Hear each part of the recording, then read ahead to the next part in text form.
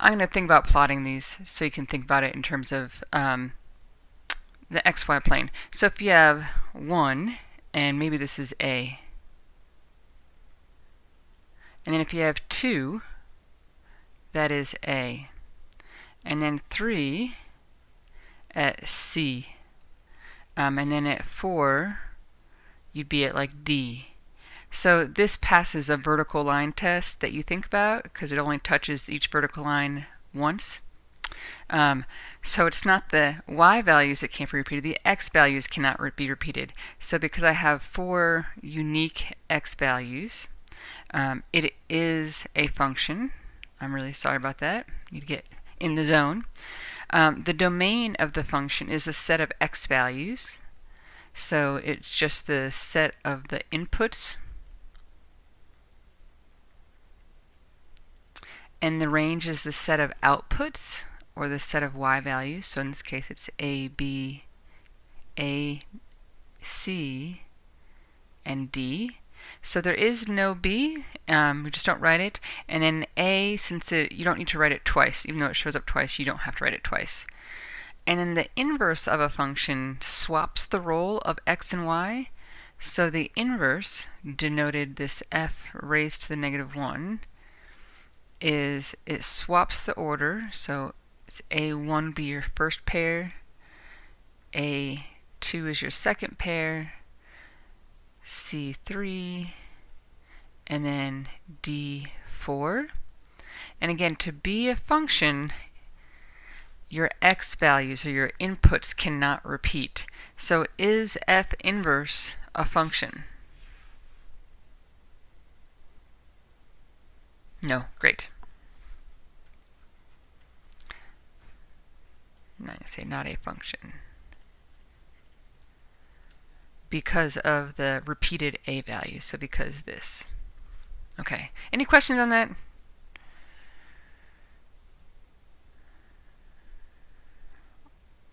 All right. So functions, there's 2 properties for functions, one-to-one and onto. And I'm going to write the domain and range.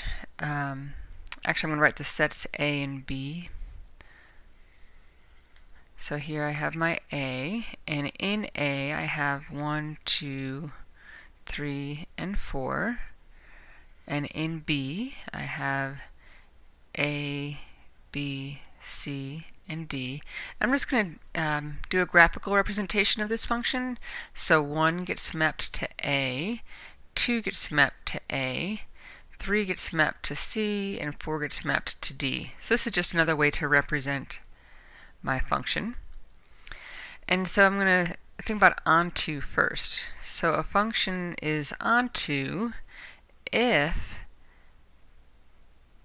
every value in B is used. So every value in B is not used. So this is not onto. So because B is not mapped to, it is not onto.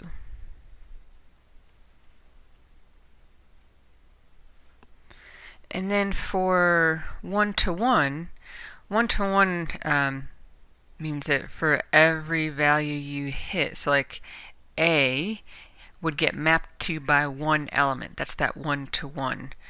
So because A gets mapped to by 2 things, it is not one-to-one. So one-to-one would look like, literally like a one-to-one. It doesn't have to be straight across, but everything that gets mapped to by one thing. So not one-to-one. So there's a question in the homework. I'm going to actually go to a blank sheet of paper. Whoops.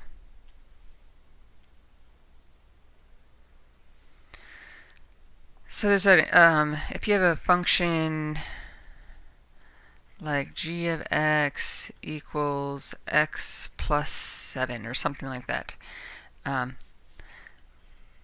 and it goes from z to z. So I'm mapping z is all the integers. So you have all the integers over here, and then all the integers are on the other side. So 1 gets mapped to, actually, let me change this to 2x plus 7.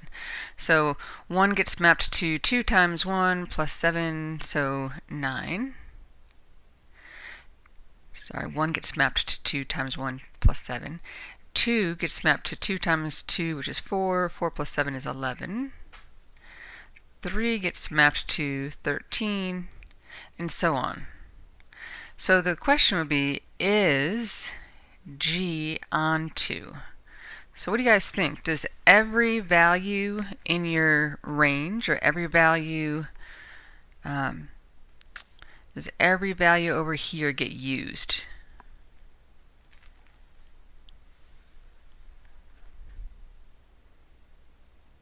What do you think?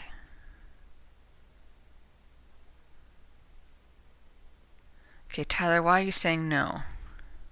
Can you give me an example of a number that's not used?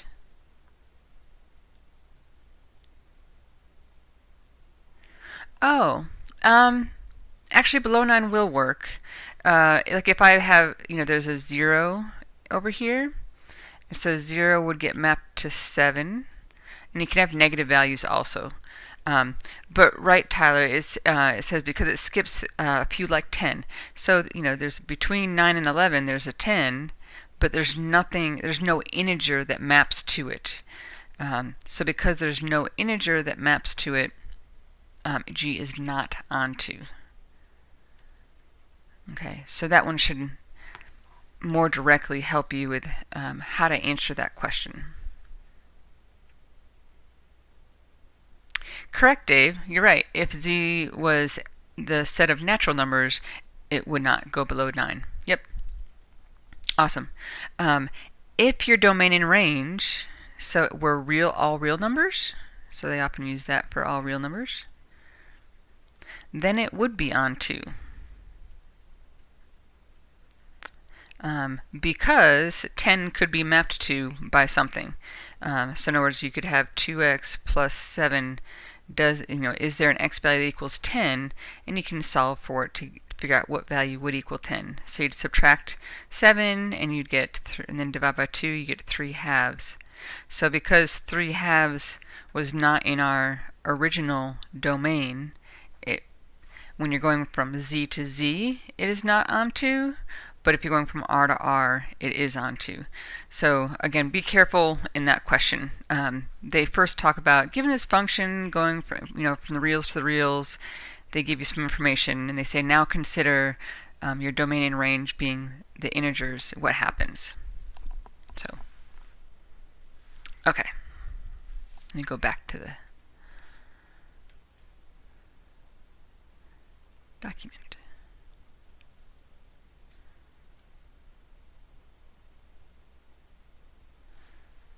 Alright.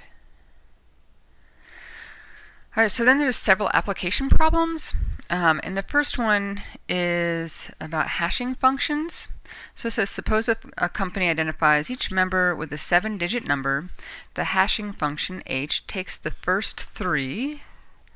So I'm going to underline that. It's important. It takes the first 3 digits of the account number as one number, and then the last 4 digits as another number, adds them, then applies the mod 59 function in order to identify these things. So how many linked lists? So the number of linked lists will always be whatever you're modding by. So in this case, you're modding by 59. And if you actually want to number the lists, you start with 0, 1, ... up to 58. So 0 to 58 gives you 59 linked lists. And then if I want to compute the hashing function for 3759273, so in other words, that means determine which list the given customer account should be attached to. it's according to the function, it says take the first 3, so 375, as one number, then add that to the last 4, so 9273, and when you add that together you get 9648, and then mod by 59. Again, I recommend using Wolfram Alpha to find that value, but really it's just the remainder when you divide by 59, and you'll get 31. So that customer number would be in list 31. All right, questions on that?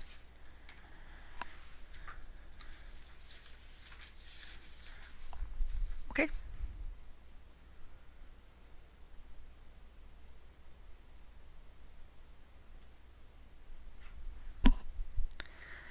The next application is the check digit, and you know, every textbook that you have has this ISBN number, and then there's this last value that's the check digit.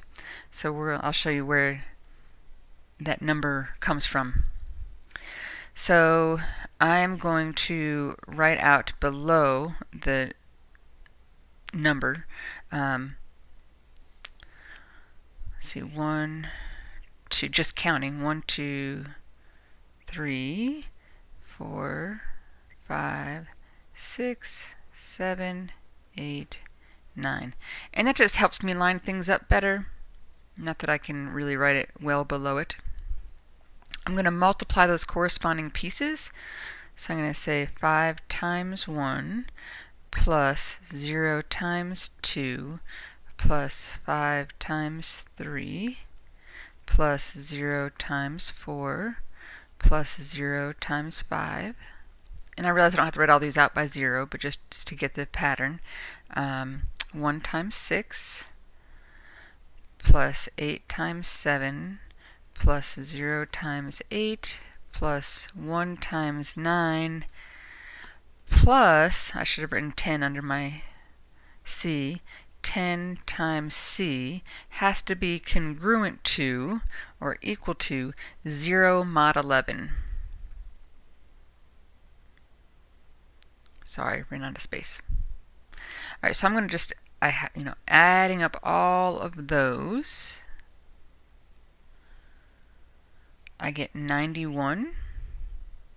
So I have 91 plus 10C has to be equal to or congruent to 0 mod 11.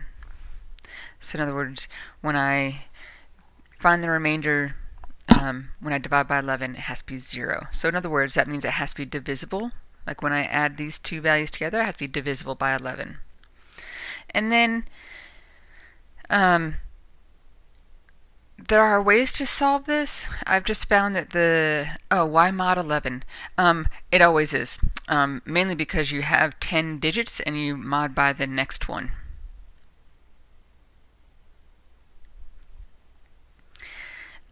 So I'm going to make a little chart with, I'm going to put my C value in. So I'm just going to kind of plug in. Always, yes Thomas, always 11. For ISBN numbers, yes.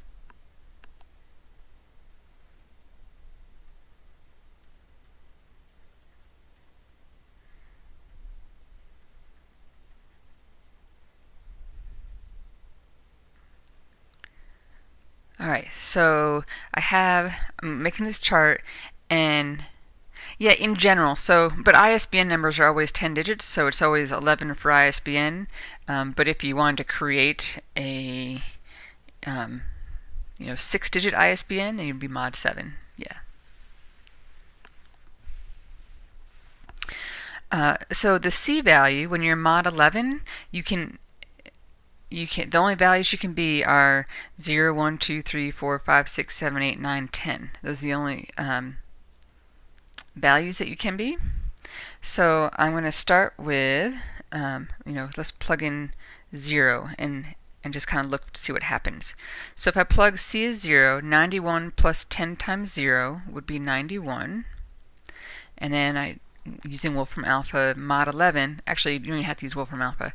So 11 goes into 91 8 times, because 8 times 11 is 88, and then there's 3 left over.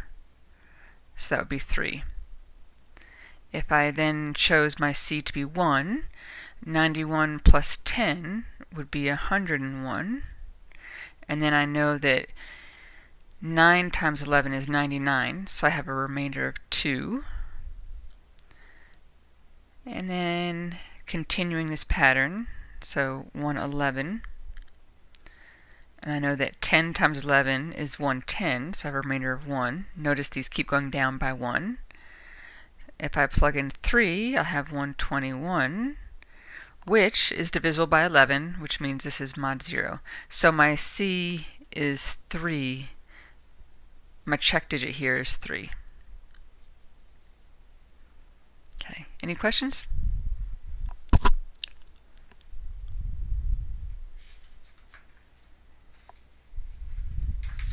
All right. So posets, or partially ordered sets, all the Haas diagrams, or I don't know if it's pronounced Haas or Haasi, so forgive me if I'm saying it wrong. All the Haas diagrams are for partially ordered sets. And the Haas diagrams are one of the things in the homework that students tend to mess up the most.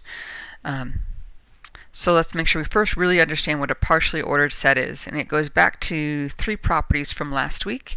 So it's a set that has to satisfy those 3 properties. It has to be reflexive, and reflexive meant it had all of the AA points, have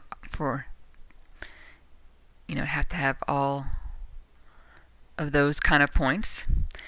Anti-symmetric said if AB and BA were in your set, or in your relation, then A had to equal B. And then transitive says if A and B, A is related to B and B is related to C, then A has to be related to C.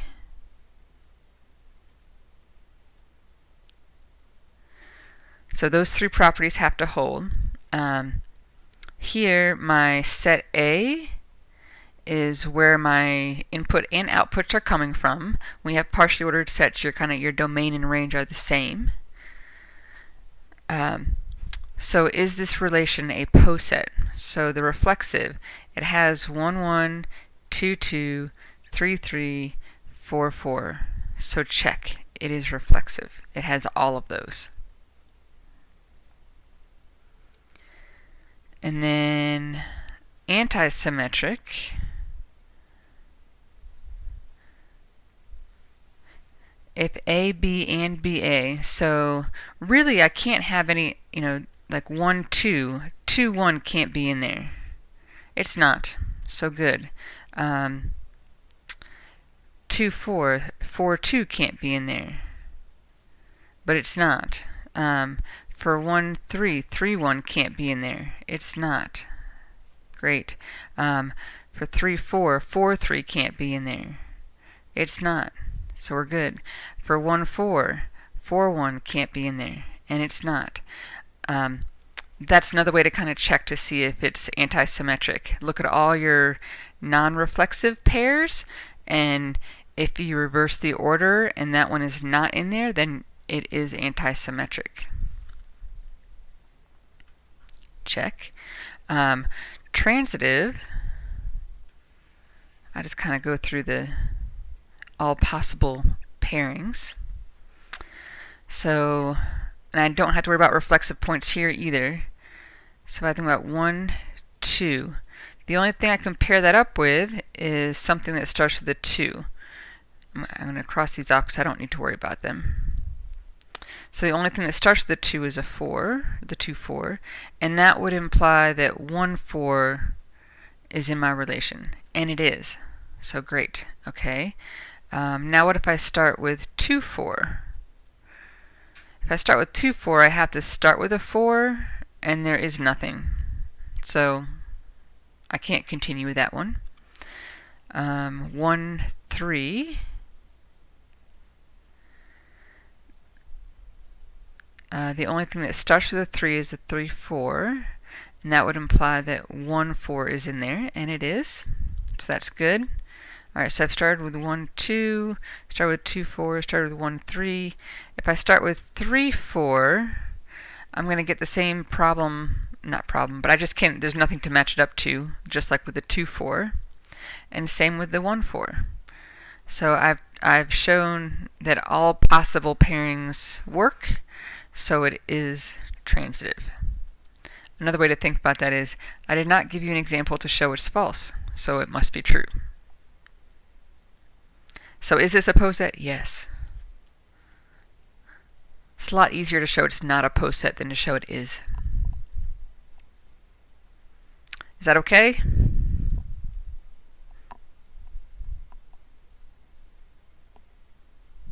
Alright. So with the posets come these Haas diagrams. So this is the same relation I just had, and we showed that it is a poset. So now I want to try to draw the Haas diagram for it. So the biggest thing for Haas diagrams is they are read from bottom to top. So you kind of put your smallest element at the bottom. So I have a 1. And then your lines connecting, so 1 is connected to 2 because I have the ordered pair 1, 2. 1 is also connected to 3, so I'll put that here. 1 is also connected to 4. So for right now, I'm going to put 4 over here. That's going to change though, but just to make sure we see that they're all connected. So I've taken care of these. Again, notice I'm ignoring the reflexive points. So the next one I'm going to look at is 2, 4.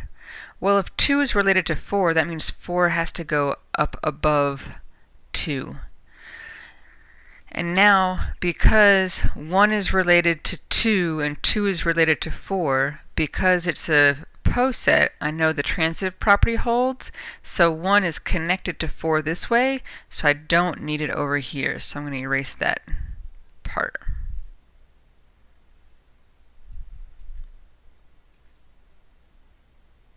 Maybe.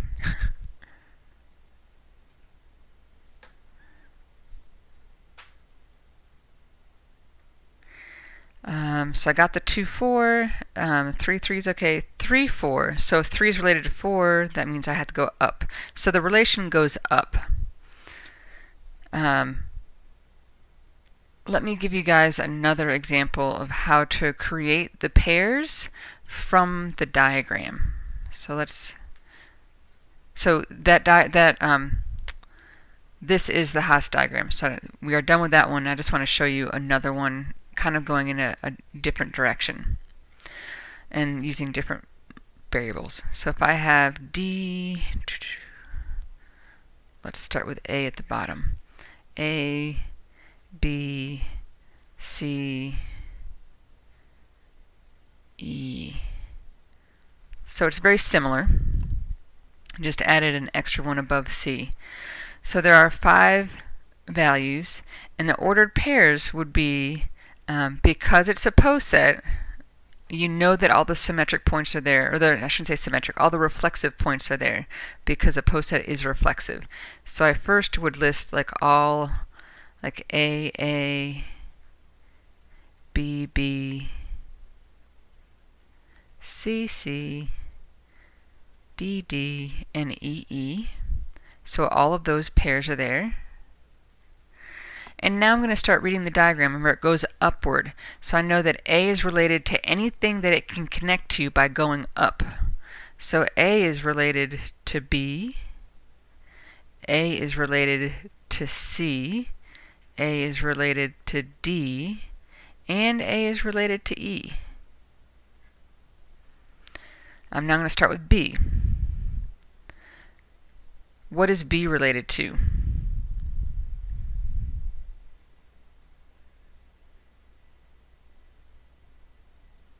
and it goes only related to going up.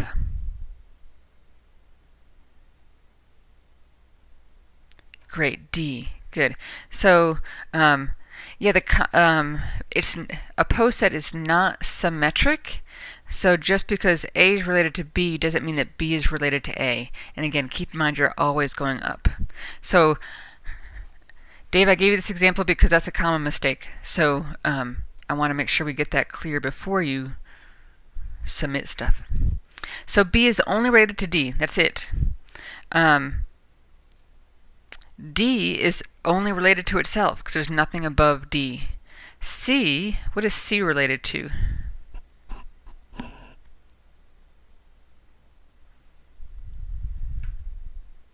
Great, D and E. So C, D, and C, E. And then E is related to itself only, so there's my list of points that correspond to that Haas diagram. So again, it's important to be, well, I say it's important. Honestly, I don't know where Haas diagrams are used for real.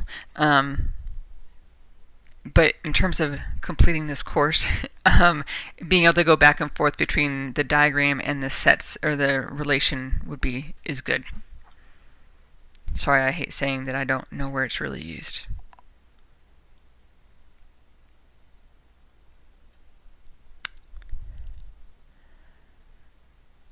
I guess I should have backed up. Do you guys have any questions about creating the Haas diagram, or well, we'll create another one in the next example, or looking at the pairs from it?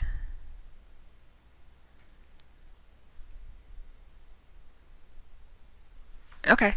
So when you say that seems common here, do you mean like this course is kind of abstract?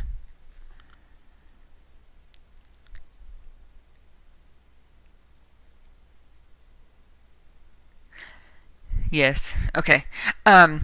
Tyler, for your question, so the homework, you're given a bunch, a subset of U. So U is the universal set, and your operation is containment. So it might be helpful if you listed out all the containment pairs first, but yes, you would have U at the very top because everything is a subset of U.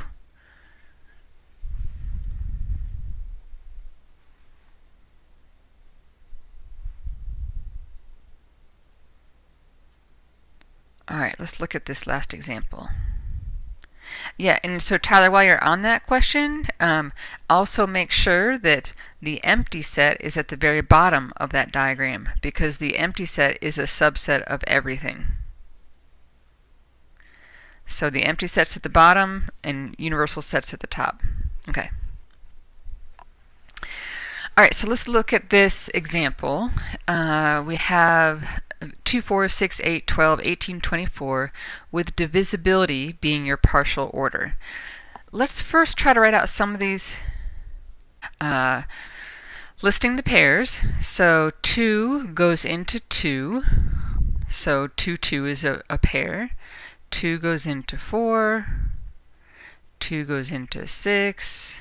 2 goes into all of these.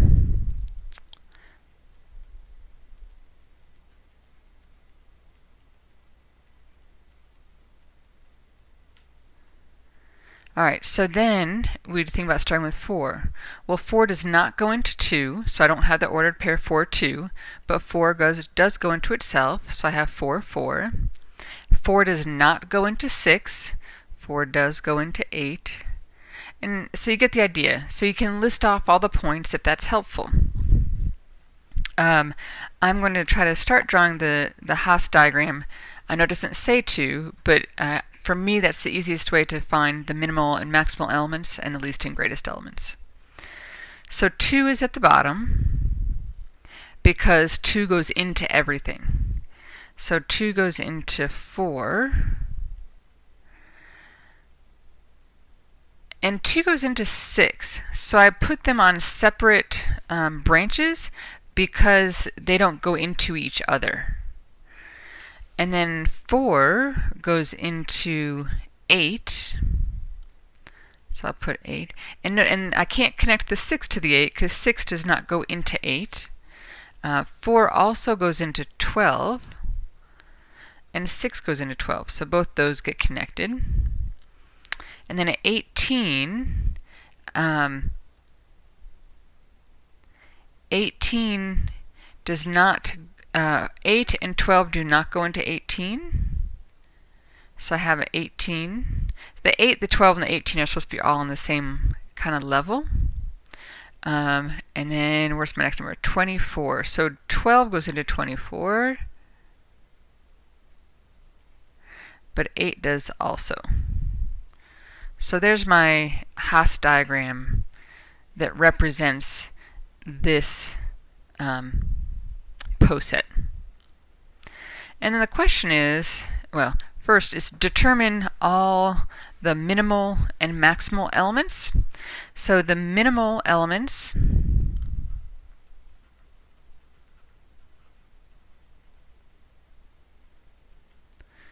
are all the ones that have no values below them. So 2 is the only element that has nothing below it. So 2 is the only minimal element. The maximal elements are the elements that have nothing above them. So 18 doesn't have anything above it, and neither does 24. So there are 2 maximal elements. All right, the least element is if there is only one minimal element, that is the least one. So here it's 2. The greatest element is if there is only one, if there's only one maximal element, that would be the greatest.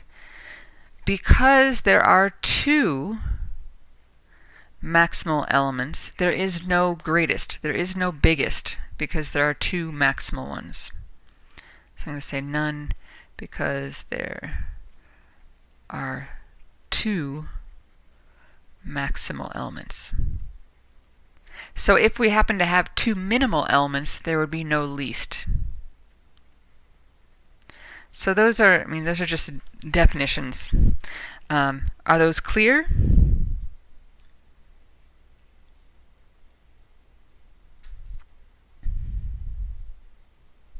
Awesome. All right, so I've already forgotten. Tyler, you had questions about the homework, right?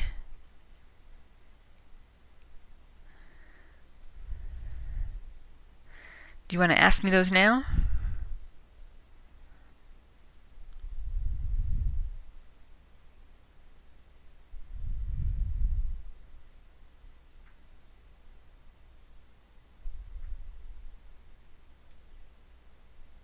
Oh, thanks, Dave.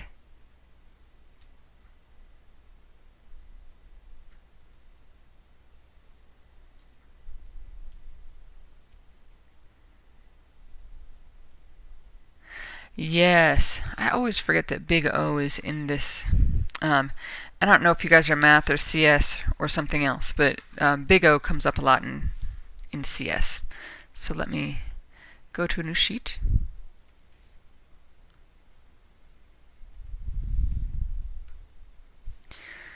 All right, I'm going to f of x, just the definition.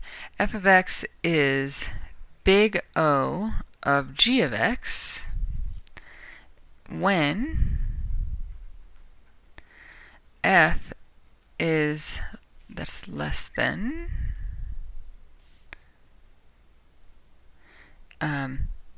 some constant times g. Ugh.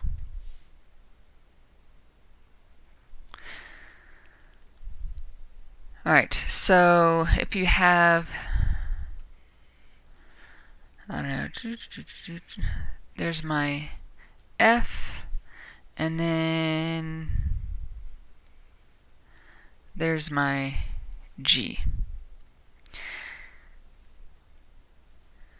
So what this really means is in the long run, all we care about is in the long run. So long run is way out for large x values.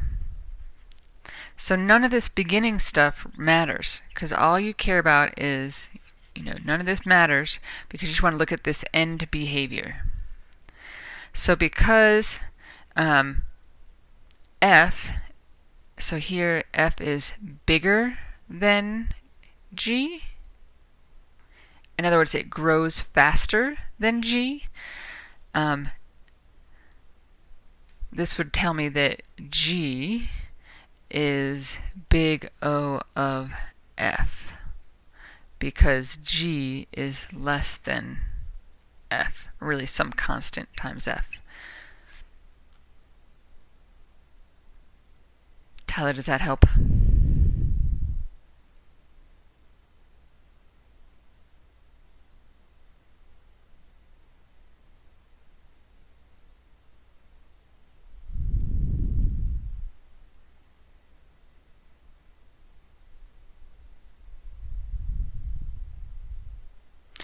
Oh.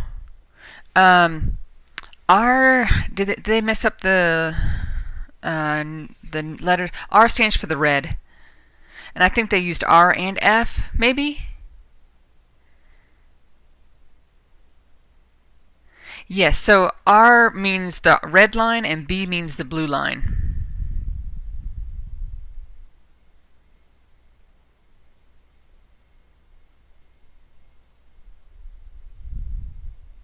Okay. Yeah, I feel like there's a typo in there, in that problem. There might be an F somewhere in it. But yeah, R means the red and B means the blue.